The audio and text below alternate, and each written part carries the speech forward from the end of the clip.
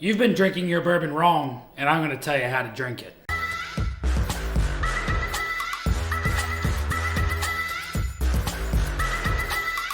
What's going on, everybody? Nathan here with the Everyday Drinker, bringing you guys a brand new video. Today, we're going to go over the 7 steps to properly drink your bourbon. Now, I know a lot of you know how to drink, but do you know how to drink properly? Drinking properly is completely different than just drinking or sipping it and doing whatever you want to do with your bourbon. Starting with step number 1. And step number 1 is going to go to having the proper glassware. Now, proper glassware, there are many different styles of glasses, right? I mean, you have your traditional Glencairn, you have your Norling glass, you have rocks glasses, you have tall glasses, you have fat glasses, you have skinny glasses. In my opinion, the best glass to drink your whiskey and bourbon out of is going to be the Glencairn. Now, many other guys are going to say that many other different glasses are going to be the best style of glass for drinking. The Glencairn, in my opinion, is the best one. Why do I say that? As you can see, in this Glencairn, you have a belly and you have the head and you have your somewhat called stem. Pour your bourbon inside the Glencairn, it sits inside the belly. What happens? All the ethanol vapors evaporate up. All of the heavier vapors, such as the good smelling ones, sit inside the rim here for you to dip your nose in and smell. And with that, that leads us to step number 2, which is nosing your bourbon. Now, a lot of guys, they pour their bourbon, they're brand new into it, and they don't know what they're doing. And the first thing they do when they are told to nose or smell their bourbon is this. What am I doing wrong?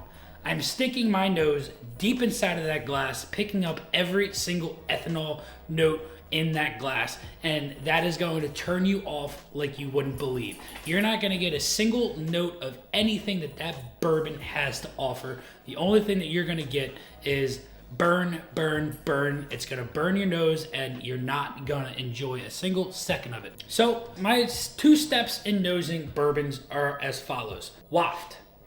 Start wafting above the glass, bringing an airflow in and up out of the glass into your nose. You know, you're not gonna stick it all the way in. You're gonna just start wafting above it. And from there, you're gonna get a nice aroma. You're not going to get a lot of that ethanol burn because those are evaporating faster than the notes coming straight from the bourbon. And if you can't pick anything up from just the wafting, my second step in nosing is pour a little bit into your hand. Pour a little bit into your hand and you're going to rub. You're going to rub for about 10 seconds. You're going to get your hands nice and dry. You're going to make sure that you're heating up your hands, evaporating all that ethanol, and after a couple of seconds, bring your hands into your face. From there, a lot of the times, you're gonna pick up a lot of notes. From this Buffalo Trace, I'm picking up brown sugar and cherries like crazy. This isn't the most sanitary way to smell your bourbon, but it's one that absolutely works. You're gonna get the gist of what that bottle smells like from those 2 styles of nosing. Going off of that, you don't wanna start too hot. I always recommend somebody to start off with a 90 proofer. 90 proof bourbons are that sweet spot where it's not too hot, but it's not too mellow. Like I just said, going back to nosing, if you're starting at 130 proof, your nose hairs are gonna burn. So starting at 90 proof, you'll be able to stick your nose in there. You'll be able to pick up that cherry cola flavor that comes out of Buffalo Trace that I find so easily right on that first nose. Moving on to step number 5, and that is take a little sip first. Straight out of the glass, just a tiny sip. What that tiny sip does is it doesn't overwhelm your palate. It gets your palate ready. It gets it motivated and ready for whatever you're gonna throw at it next. It gets a little bit of that ethanol, gets a little bit of that flavor that is in that glass, which gets your palate ready for that next sip, which is gonna be a little bit bigger. It's gonna stay on your tongue a little bit longer so that you can enjoy it and try and find a lot of those flavors that bourbon in your glass has to offer. Now, a lot of you guys ask, how are you supposed to taste a bourbon? There are many, many different ways. You know, there are guys that say you'll let it go under your tongue first so that it neutralizes all of your taste buds from the ethanol. You know, the bottom of your tongue is super, super sensitive. If you put all that ethanol on the bottom of your tongue, it numbs it to all the rest of the ethanol that is going to continue. But they say that has to be your first sip. I like to actually chew on it a little bit, and I'll explain what that means. So as you could see, as you just watched me, I hope I could pick that up in the camera. I was literally chewing the bourbon. Now what that does is it adds adds air into it. It moves it around your tongue a lot. It gets it all over the place like you wouldn't believe it. It coats the sides of your tongue, the tops of your tongue, the bottom of your tongue, the roof of your mouth, the back of your tongue. It coats everything, and it gets all of that flavor all over the place so that you can find all of those beautiful notes that that bourbon has to offer. Now, if you find your bourbon to be hot after you take those first couple of sips and you're not finding yourself to enjoy it, the next step that you want to do is dilute it a little bit. And you don't want to dilute it a lot. What you want to do is you want to add a couple of drops of water.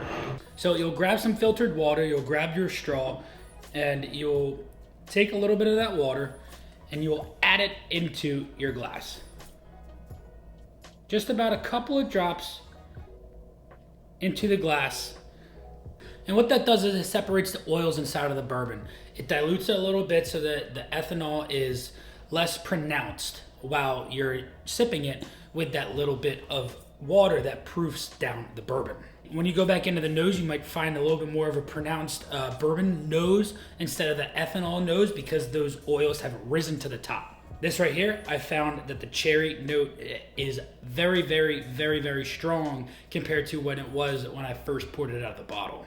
After you add that water, you can definitely go back in to taste it and see if you need to add a little bit more.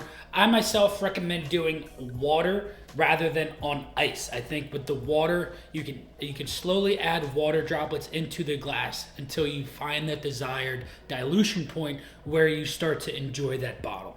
Now that was 4 water droplets that I added into that glass, and it's not diluted too much. I do find it to be a little bit too diluted for me. But hey, add as much water as you like to where you enjoy your bourbon. And my last step is graduation. What I mean by that is don't buy a 90 proofer and then immediately 1 week down the line buy a barrel strength bottle. What you're gonna do is you're gonna try and enjoy that high proof. You're gonna try and graduate way too fast. You're gonna go from this 90 proofer to that barrel strength and you're not gonna enjoy it. What I want you to do with that 90 proofer is enjoy it to its fullest. I want you to follow those steps. I want you to nose it properly. I want you to be able to nose it and find all of the notes that are coming from that bourbon without having any burn. Then I want you to taste it. I want you to be able to taste that bourbon without having to add any water. I want you to be able to enjoy it in its fullest in that bottle. And after you can do that, and you don't find any burn in any situation, and you find it to be enjoyable, you can enjoy every single aspect of that bottle, then you can graduate to something a little bit higher proof. Don't go from 90 to barrel strength. Go from 90 to maybe 96. 90 to 100 bottled in bond. Slowly but surely, you'll be able to enjoy those higher proofed bottles of bourbon. Before we finish this video, guys, the store is open, so make sure you guys check the link down below to go purchase your everyday drinker merchandise. It is open. All of you guys on the Patreon are getting a 15% off promo code, so make sure you guys go check out the store. If you're new, go check out the Patreon as well. If you have any steps that I didn't include in this that you think are valuable for everyday drinker bourbon enthusiasts, leave them down in the comments below, because I am always open to hearing new steps and ways that other people enjoy their bourbon. But until next time, this has been Nathan with the Everyday Drinker. Cheers.